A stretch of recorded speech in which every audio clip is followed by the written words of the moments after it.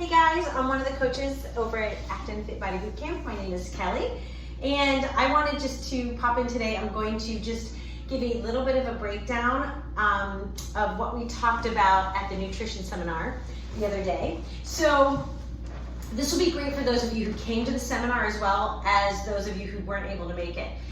I'm going to try and keep this as just simple as possible because I want it to be digestible. I want it to be something that you can work with and that will make sense to you so that you can really prioritize where you want to focus your energy in terms of improving your health. So one of the things we focused on at the seminar were 6 top priorities, and I'll go through them really fast. So the first one was prioritize protein. The second one was fill up with fat. The third one was find some fiber and put it in your diet. The fourth was control your carbohydrates. The fifth was exercise, and the 6th was fast. So, well, before you freak out about what we mean by fast, I will go into all of these, and we'll go into detail about what I mean by fasting. So, I want to give you a quick rundown as to how we came up with these priorities. And we based these priorities around what can we do to help keep our insulin levels low?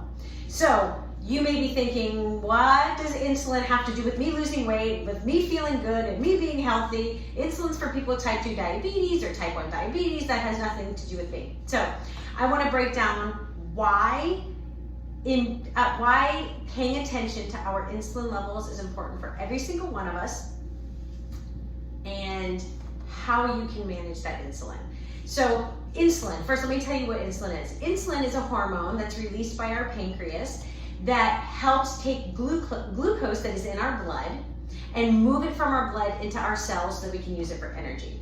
So how do we get glucose in our blood? Basically, anything we eat, mainly carbohydrates, starches, sugars, things like that, some proteins will convert into glucose. Then it will be in our blood. This is a very long, detailed process, but I'm trying to make it as simple as possible. So it'll be then in our blood. Then our body says, "Oh my gosh, we have all this glucose in our blood. We need to pump out insulin so that we can get the glucose out of our blood and into our cells, so that we can actually use it for energy." So that's one of insulin's jobs. So we would like to keep our insulin levels low.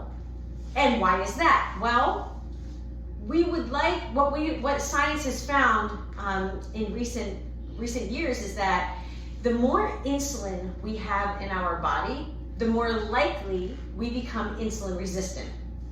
So insulin resistance is very similar to any other drug resistance, like antibiotic resistance, any other drug resistance, which is the more insulin we have in our body, the less useful it is. So when we have high blood sugar, we raise our insulin levels.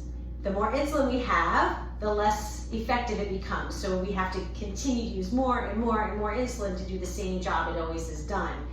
And the more insulin we have in our body, the less capable our body is of being in fat burning mode. Because insulin is a storage hormone. It wants to store that energy as fat. So we would like to keep our insulin levels low. And I share all this information about insulin because I think it's super, super important to understand the why, so that when we say prioritize protein, it's not like, well, protein, whatever, I don't really need it. No, there's a lot of science behind why these 6 priorities are going to be super essential for helping you reach your health goals. So keeping that insulin level low, and I'm super happy to go into this in more detail, but I just wanted to put it out there in a very, very broad term so that it sort of makes sense. We don't want our bodies to become insulin resistant because that leads to type 2 diabetes, Alzheimer's disease, heart disease, PCOS, weight gain, fatty liver disease, cancers, all these cancers, because the more sugar we have in our body, sugar feeds cancer. So when we have all this insulin, our body becomes resistant, and so our blood glucose levels go up. So we are more at risk for cancer. So keeping our insulin levels low is super important. Okay, so with that being said, we want to talk about these 6 priorities. I know you can't see them very well, but there are sheets in the studio that will complement this video so that you can get a better, so you can have a print version of what we're talking about. So the 6 priorities, I'm going to go into them each individually. The first one is prioritize protein in your diet. I'm sure you've heard us talk about this a lot, but you may think we are saying it simply because we want you to build muscle. And you may think, I don't want to bulk up. But that protein's main goal is to repair muscle damage. And anytime you're in the studio and you're working out, or anytime you're working out or lifting heavy objects or running, we are putting stress on our body. We are tearing down our muscles. So we want to make sure that we're refueling them properly.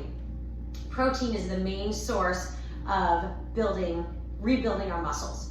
So the kind of proteins we're talking about to prioritize in our diet would be, we want to pick lean, organic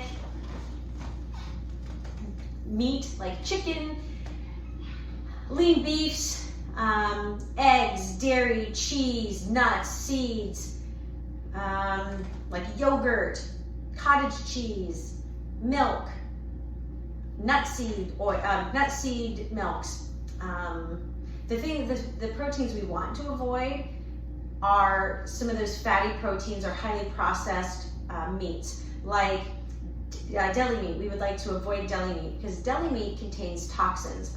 A lot of these toxins are insulin disruptors, and we were just saying we want to keep our insulin levels low. So it's really important to stay away from insulin disrupting food like deli meat. So trying to stay away from deli meat. Again, nothing is off limits, right? No food is off limits if we say, well, don't ever eat this. That feels so restrictive. What we're saying is, if you want to keep your insulin levels low, and that's super important in your health journey, then choosing highly processed meats is not going to help you keep your insulin levels low. So just weighing that, every time you eat food, just weigh how it's going to make you feel and if it's helping you meet your nutritional goals. That's all. So in order to help you meet your nutritional goals, choose lean protein. Also, super important along the protein lines is making sure that you're hitting at least 25 grams of protein in each meal. So there's a reason for this. Muscle protein synthesis has a minimum threshold of the amount of protein it needs to stimulate that synthesis. So that minimum science is showing around 25 grams of protein. So this is where snacking comes into play. So a lot of times people have, let's say, just like a quick yogurt, sometimes with a lot of sugar in it, for breakfast, and it may have 10 grams of protein. And then 2 hours later, they eat a handful of nuts and a spoonful of peanut butter, and they get another 10 grams of protein. Then at lunch, they have a chicken salad and grapes, and they probably have their 25 grams of protein. And then they graze all afternoon and maybe hit another 10 grams of protein at dinner. So the problem with that is we're never getting each meal. We would like to hit muscle protein synthesis 3 to 4 times a day. So if we're just grazing all day and we only hit it at lunch, that's not optimal for rebuilding the muscle damage.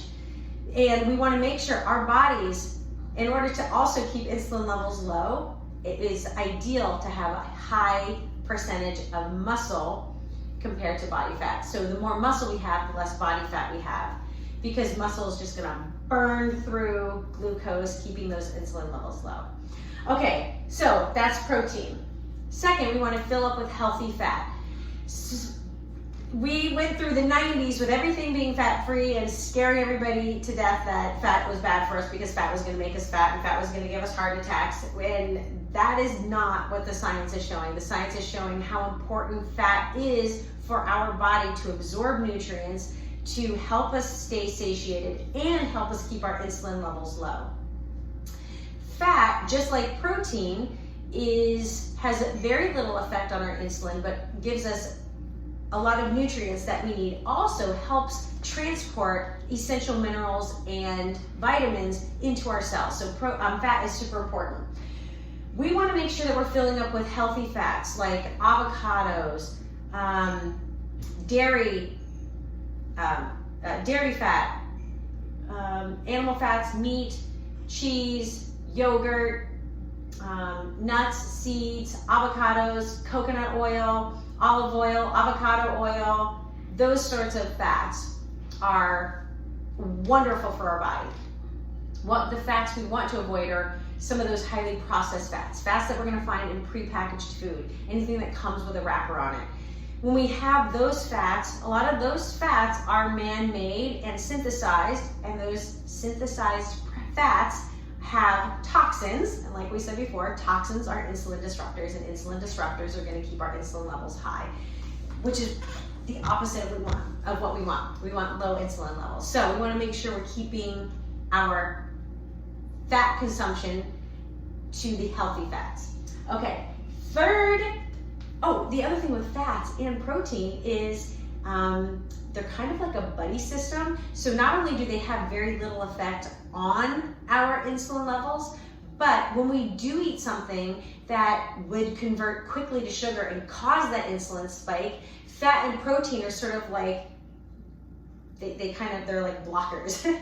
they block some of that insulin effect. So when you have fat and protein in your diet and you eat something that has quick releasing sugars, you're going to have a better opportunity to keep those insulin levels low, because fat and protein is going to blunt the effect of that sugar spike, which will then blunt the insulin spike. So fats and proteins are fabulous, just like fiber. Fiber is another one of those buddies that's going to help blunt the effect of any quick-acting sugar. So fiber is super important in our diet to keep our insulin levels low. Right now, it is estimated that 3 out of 4 people are not meeting anywhere near their fiber needs. So at a minimum, women should be getting at least 25 grams of fiber a day, and men should be getting at least 30 grams of fiber a day. So that's something, where do we want to find fiber? A fiber we want to find in natural sources, and that's in leafy greens, vegetables, whole grains like quinoa, amaranth seeds, barley, farro. And again, keep in mind, you want to have a high fiber content with a low carbohydrate content. So lentils, beans, those are going to be good sources of fiber. A lot of the breads that are in the supermarket right now will say whole wheat, and we think, oh, whole wheat has good fiber, but if you actually look, a lot of these breads are very low in fiber. So ideally, finding that fiber from leafy greens and vegetables would be ideal. I hear my children in the background. My goodness, I hope everything's okay. All right, fiber. 25 grams of fiber per day for women, 30 grams for men. All right, fourth priority is to control those carbohydrates. So what we mean by controlled carbohydrates is making sure that where we source our carbohydrates is from nutrient-dense sources. So basically, staying away again from those prepackaged carbohydrates, because those carbohydrates are going to break down very quickly to glucose. Glucose is going to spike, our insulin levels are going to spike. And a lot of times when that happens, it really sets us up for that glucose roller coaster. So we have been told for many, many years by the USDA that it's important to have 6 to 11 carbohydrates per day, and eat them every couple of hours, all day long, eat 6 times a day, because we want to keep our glucose levels steady. So that's what we've been doing as a society, but it hasn't been working. And we have been keeping our insulin levels high, and we've been keeping our glucose levels high, because when we eat starches, and most of them break down pretty quickly to sugar in our body, it causes a glucose spike, which then causes that insulin spike, because insulin's needed to move that glucose into the cells. So now you have this spike, and what goes up must come down. So it's on that return. It's as that insulin level's coming back down and those blood sugars coming back down that we start to have cravings. We start to feel hungry 2 hours after we ate. We feel shaky, dizzy, foggy-headed, weak. And so then our body says, we have to eat. And our body really thinks it does because it is a very uncomfortable feeling. Think about like when you're on a roller coaster and you have just peaked and you're starting to come down that roller coaster. That descent is very uncomfortable and our body wants to fix that right away. So then we start to crave carbs. So we're setting ourselves up for this awful feeling roller coaster every time we grab carbohydrates that are going to break down quickly to sugar.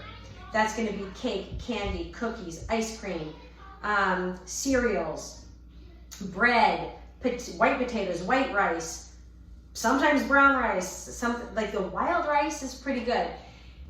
But again, nothing is off limits. It's just when you choose to eat those, think about how that's going to affect your insulin level and how you're going to feel afterwards. Are you ready to be hungry 2 hours again later? So I think just knowing that in your mind can help make that decision of, I really don't want to eat this. I don't want to eat this. And it's a lot easier to decide not to eat something than just have the willpower of, I shouldn't eat a cookie because it's bad for me. Well, I don't want to eat a cookie because I don't want to feel like garbage. I don't want to be shaky. I don't want to be lightheaded. I don't want to feel hungry. I want to have a clear head. I want to feel focused. I want to have energy. And I know that that cookie is not going to give that to me. That is so much easier to stay away from a cookie than I shouldn't eat that, it's bad for me. So control your carbohydrates. Okay. Good carbs, leafy greens, vegetables, and those whole grains we were talking about. And the carbs we want to stay away from are those prepackaged carbohydrates. Okay, fifth point is exercise. Exercise is an excellent way to keep our insulin levels low because muscle is the largest consumer of glucose in our bodies.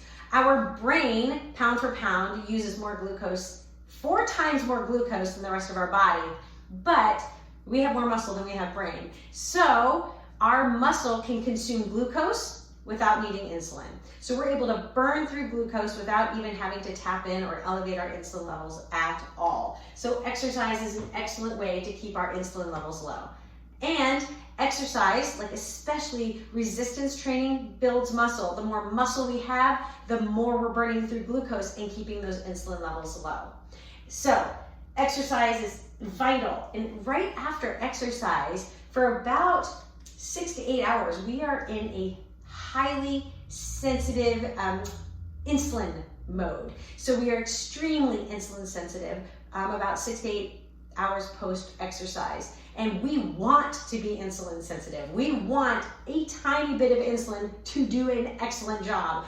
We don't want to be insulin resistant. So being insulin sensitive is where we want to be, and exercise is an excellent way to make that happen. Okay, and the sixth priority is to fast. So no freaking out. No one's going to ask you to not eat for 40 days and go into the desert. But there are benefits to that for some people. But the kind of fasting we're talking about here is all of us fast every single day when we finish eating from one day and then we start eating the next day. That's why they call it breakfast. We break that fast. So ideally, everybody will be fasting for a minimum of 12 hours. That's where we start to see some benefits in our insulin levels. The longer we fast, the more steady our insulin levels become. They don't just continue to plummet and plummet and plummet and plummet. That's not how it works. It's not like the longer I fast, the more my insulin levels plummet, my blood sugar plummets. What actually happens is we start to fast and they stay steady. And we start to feel very good and can be in control without having this constant need for sugar, especially if we have been eating nutrient-dense food. If we have hit priority 1 through 5, fasting is a piece of cake, pun intended. So we would like to be fasting for at least 12 hours a day. Ideally, trying to fast for somewhere between 14 and 16 hours and then playing with it and seeing how your body feels. I know Andrew has done several 24, 48-hour fasts. I have many men in my life.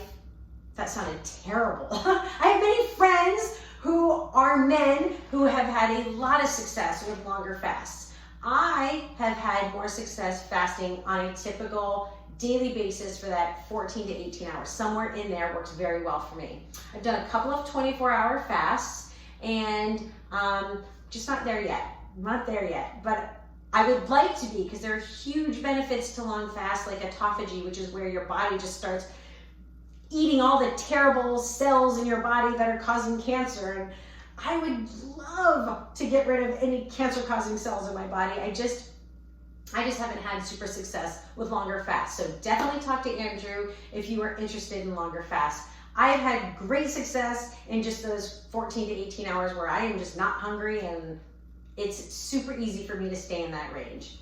So those are our priorities. Prioritize protein, fill up with healthy fat, find fiber and just load it in your diet, control those carbs, exercise, and fast. And I want to say, like, as you're building each meal, what I have found helpful for me is I build each meal around this mindset. What is my protein? What is my green vegetable? And what is my source of fiber? And a lot of times that green vegetable and that source, oh, and where's my fat? Where are my fats? So protein, what is my protein? What are my fats? And what is my green vegetable? And that green vegetable is often my carbohydrate for the meal. So when I'm having breakfast, it's like either some roasted vegetables with some eggs, or I have a little bit of yogurt in a protein smoothie with some spinach. That's typical breakfast. Then lunch is usually, lunch is usually like a leftover dinner. And some days I just have a breakfast lunch, and some days I have a breakfast lunch dinner. So just thinking out that process in your head can kind of help organize your meals a little bit better. So protein, fat, fiber, green veggie, every single meal. So I hope that helps. And feel free to reach out with any questions. There will be these, we had a slideshow on a PowerPoint, so we have those slides printed up and at the studio. Please grab those so you can get a chance to look at them and reach out with any questions. Andrew and I, we are certified nutrition coaches, and we are happy to work with you in more detail of how you can meet these priorities and meet your nutrition goals. So I hope that helps, and let us know if you have any questions.